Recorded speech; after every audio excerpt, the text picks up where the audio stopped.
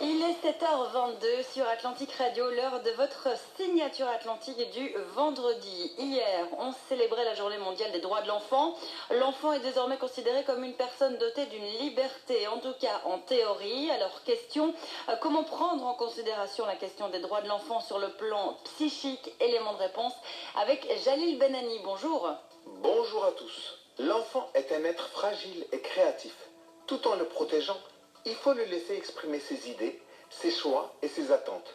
Le développement psychique est un facteur essentiel pour son épanouissement et sa réussite. Adulte en devenir, il peut être pleinement stimulé dans sa maturation. A l'inverse, il peut être freiné et entravé dans l'évolution de sa personnalité. Dès les premiers mois de sa vie, il s'exprime, d'abord par les besoins de son corps, puis par les mots dès qu'il a acquis le langage. Être à son écoute lui permet de développer ses potentialités, d'acquérir une confiance en lui-même et de s'ouvrir très vite aux autres.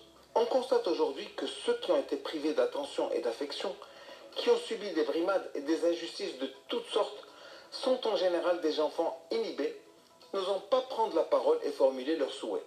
Ils peuvent vivre dans l'échec, la peur et le sentiment d'insécurité. Il faut lutter contre les violences physiques et verbales. Il faut bannir du langage certaines expressions comme « ce n'est qu'un enfant »,« ne tenez pas compte de ce qu'il dit », etc. Il faut aussi échapper au déterminisme biologique et génétique. Ce n'est pas seulement le potentiel donné au début de la vie qui détermine le devenir de l'enfant. Les recherches scientifiques ont montré que c'est tout l'environnement familial et social qui est en cause.